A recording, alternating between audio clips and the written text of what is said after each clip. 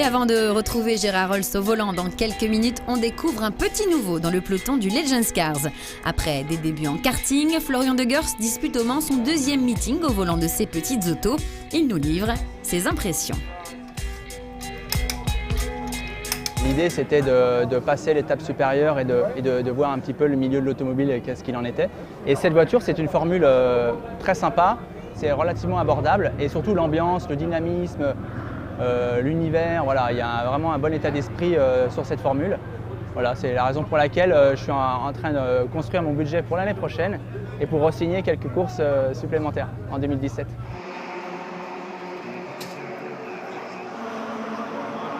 C'est un gros kart, donc ça pardonne plein de choses. C'est une voiture qui a tendance à survirer, sous-virer, donc on se fait plaisir avec des grandes glisses. Bon, plus on glisse, moins on est efficace, mais voilà, des sensations à vivre pour un néophyte comme moi, voilà, c'est top. Là j'ai fait des bons essais, on est 37 partants ou 38, je fais 22 aux essais libres, 24 en qualif. Voilà, l'idée c'est de finir, c'est pas de viser le podium, voilà, c'est ma deuxième course comme je disais tout à l'heure. Donc maintenant c'est de se faire plaisir, c'est de ne pas accrocher la voiture, de ne pas se faire accrocher et tout simplement. Et c'est depuis la 25e position sur la grille que s'élancera Florian Degers pour sa première course sur le tracé Bugatti. Une grille pleine à craquer avec pas moins de 38 partants et un poleman, Mane Vinjevic, qui va prendre l'avantage sur Sébastien Grippon et Emmanuel Mignet, alors que derrière ça se chamaille déjà entre Théo Bourgogne et David Perrier. Le pilote de la 98 qui va trouver l'ouverture avant la fin du premier tour. Avant finalement que Perrier ne contre-attaque et ne reprenne son bien dans la deuxième boucle.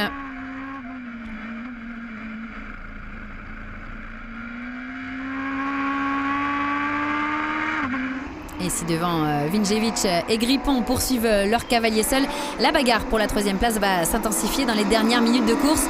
Perrier, Chaudet, Bourgogne, Morel et Mignet sont au coude à coude.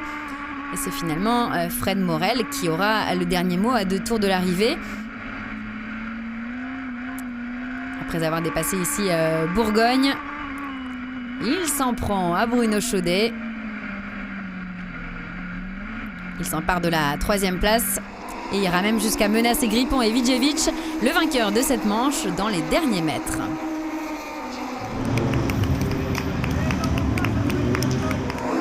La deuxième course maintenant avec le départ en pôle pour David Perrier qui va très vite conserver les rênes au départ et ce malgré une belle résistance de Mane Vinjevic au premier virage. Mais le pilote de la numéro 555 va très vite trouver le chemin de la tête, suivi de près par David Dezaguer qui s'infiltre lui aussi devant Perrier et s'empare ainsi de la deuxième position. Mais l'homme fort de cette deuxième course, c'est lui, Fred Morel. Après avoir débordé Claude Vatten, il dépossède David Perrier de sa troisième position dans le 4e tour. Mais ce n'est pas fini pour le pilote de la numéro 49.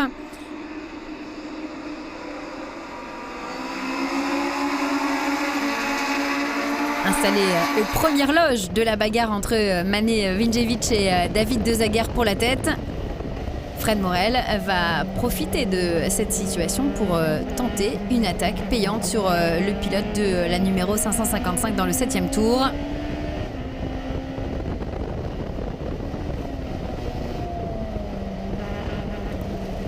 Avant finalement de dérober les commandes de la course à David Dezaguer à 3 tours de la fin.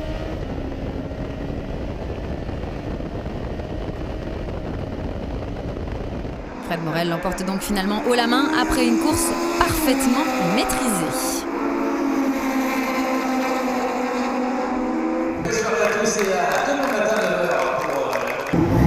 Le lendemain matin pour la dernière course de ce meeting Manceau, la météo est menaçante, mais pas de quoi entacher la bonne humeur de Gérard Holst, quoique. Bon Gérard, comment ça va ce matin ? Je n'aime pas la pluie, voilà. Il y avait une belle chanson, I'm Singing in the Rain. Mais moi, je chante pas sous la pluie. Non, j'aime pas la pluie. Je préfère le terrain sec. Donc, ça va être problématique peut-être. Pour le moment, il pleut pas. Pour le moment, il pleut pas, mais c'est menaçant. On le sent, il y a un petit quelque chose dans l'air. Voilà, je n'aime pas la pluie. Et l'idée, c'est vraiment d'aller au bout là, vraiment. Parce que j'étais tellement frustré hier avec un premier accident que là, vraiment, une course d'endurance, 40 minutes, il faut aller au bout, quoi. Voilà. Le Mans avec ces autos, c'est quoi la sensation? Alors, d'abord, c'est mythique, quoi, de pouvoir courir ici. C'est vraiment, c'est comme si on faisait une étape du Tour de France. C'est comme si, voilà, on était sur le central de Roland-Garros. C'est des choses comme ça. Déjà, ça, c'est la première chose. Ensuite, ça, c'est des voitures qui sont extrêmement vivantes, qui bougent beaucoup, qui glissent beaucoup. Et donc, on est en perpétuel vrai pilotage. Et donc, c'est très agréable. Il faut dire que c'est vraiment très agréable. En plus, alors c'est vrai, je dois le dire, l'organisation Legends Car est une merveille. Tout ça, c'est des gentleman drivers, donc ils font attention. Déjà, ils font attention aux autres. Et puis en plus, c'est à l'heure, ils sont gentils, c'est efficace, vraiment c'est plaisant. Et c'est depuis la 29e position sur la grille de départ que s'élancera Gérard Holtz pour cette ultime course du week-end. Une course qui, dès les premiers mètres, met à l'honneur le vainqueur de la veille, Fred Morel, qui profite des malheurs de Mane Vinjevic dans le Tour de Chauffe pour prendre les rênes de la course devant Bruno Chaudet et Théo Bourgogne.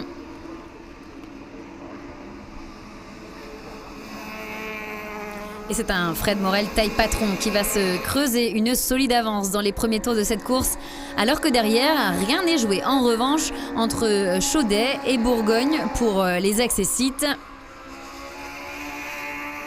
mais aussi entre Grippon, Minier, Vatten et Pats dans le top 5. Mais les arrêts au stand et surtout l'arrivée de la pluie vont totalement rebattre les cartes. À la sortie des stands, Fred Morel a perdu les rênes de la course et ne pointe plus qu'en 6e position. Et c'est Emmanuel Minier qui s'est installé aux commandes. Minier très à l'aise sous la pluie qui devance Vatten en bagarre avec Théo Bourgogne pour la 2e place. Et malgré l'arrêt de la pluie en fin de course, le classement reste inchangé. Emmanuel Minier remporte son premier succès en Legends Cars devant Claude Vatten et Théo Bourgogne. Vraiment un grand étonnement parce que j'ai fait mon relais, j'ai passé mon relais et les gars qui étaient devant moi, je les ai pas repassés. Donc bon, j'imagine que j'ai fait un bon premier tour et c'est pour ça que je les ai pas revus. Et c'est une grande surprise, c'est la première fois que je gagne et en plus sous la flotte au Mans, c'est top. Du côté du classement, Mane Vinjevic, exclu du meeting, perd la tête du général au profit de David Dezaguer. David Perrier et Guillaume Paz gagnent une place avant la finale de l'Aidenon.